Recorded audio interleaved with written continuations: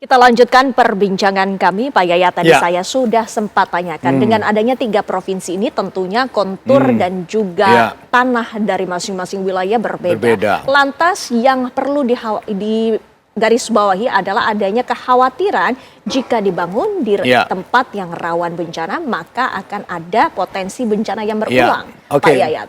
Pertama saya untuk membackup dulu tadi jatakan Pak Rifki ya dari DPR ya. Itu udah tepat itu. 4 pertama 1 ruang fiskal dulu. Kalau dana terbatas itu bisa lama, bahkan tidak terselesaikan masalahnya. Kita waktu Aceh hampir 4 tahun. Cukup panjang. Kedua, pada aspek kelembagaan. Perlu, kalau dulu ada BRR, sekarang siapa yang ditunjuk Perpres sudah tepat itu. Kemudian tadi aspek tata ruang. Nah, saya singgung pertama tata ruang. Pertama begini, dari kebencana ini kita akan tahu kan tingkat kerusakannya berapa besar dan di daerah mana saja. Nah, perlu dievaluasi ulang.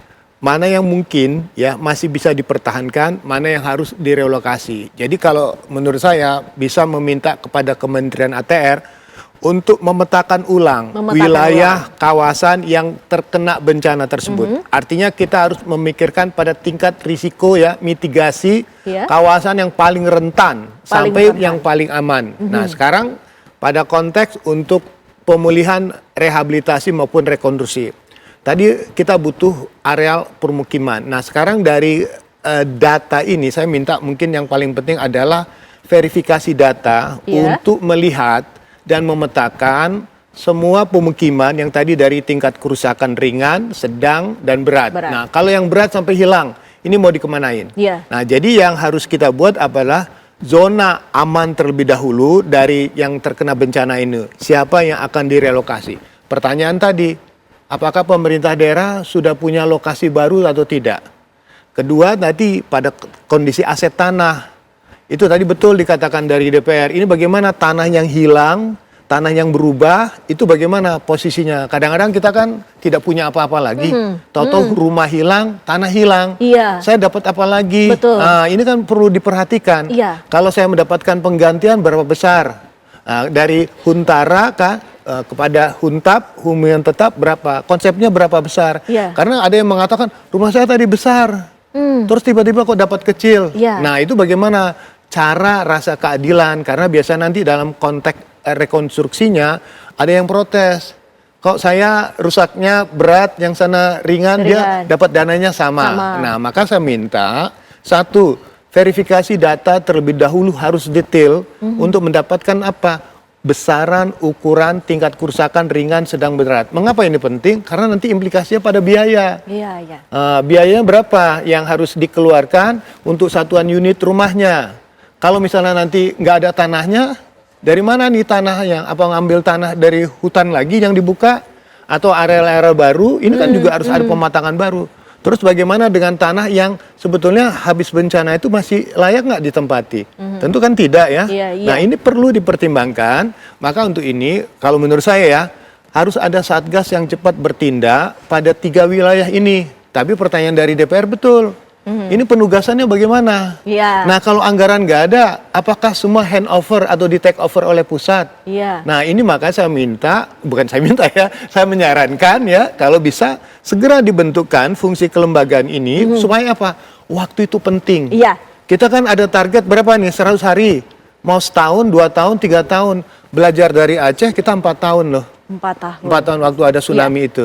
Langsung saja kita tanyakan kepada pemerintah daerah. Pak Gubernur, apakah dari wilayah Sumatera Barat ini juga sudah ada datanya? Baik itu pemetaan dan juga untuk nantinya agar adil pemberian untuk rehabilitasi dari masing-masing wilayah. Baik itu yang ringan, sedang maupun berat. Pak Gubernur. Ya, terima kasih Mbak Windy.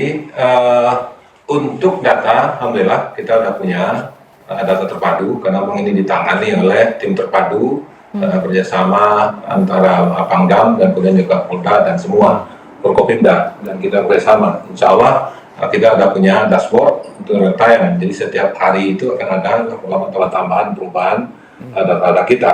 Nah, secara umum itu kita sudah punya data-data tentang rumah yang terdampak dan kemudian rumah yang rusak berat, rusak ringan, dan kemudian yang hilang sama sekali itu sudah punya. Demikian juga untuk lahan pertanian, kemudian juga irigasinya. Nah, yang permasalahan kita sekarang ini yang perlu dukungan, di samping dukungan anggaran dana dari pusat, yaitu karena memang di Sumatera Barat, dari daerah-daerah yang kena banjir longsor ini, itu ada jalan-jalannya itu yang terpatahan-patahan.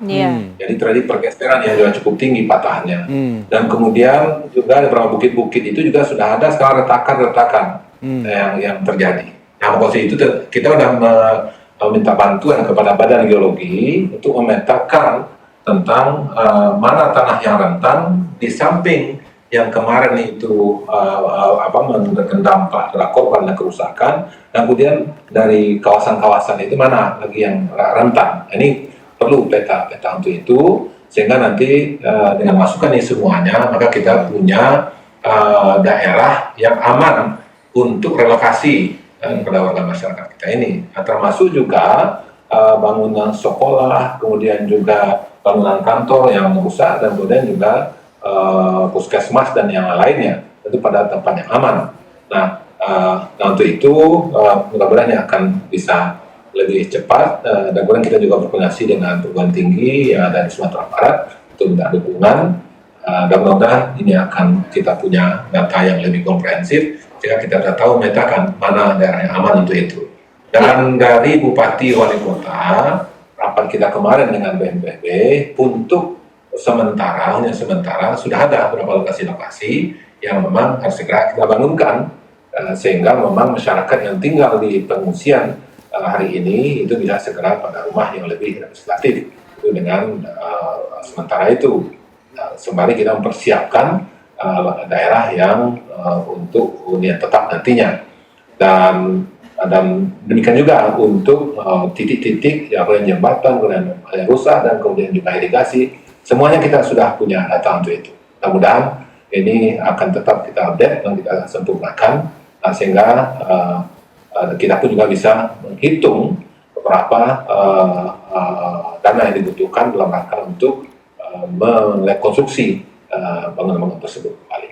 Baik. Dari pemerintah sendiri juga sudah menganggarkan untuk perbaikan maupun itu rekonstruksi dan juga rehabilitasi. Pak Rifki, kami ingin menanyakan dengan adanya anggaran yang telah ditetapkan oleh pemerintah, bagaimana memastikan agar prioritas mana saja yang didahulukan dalam pembangunan ini ditahan? Pak Rifki, kami masih akan kembali pemirsa, usai jeda kami lanjutkan perbincangan kami.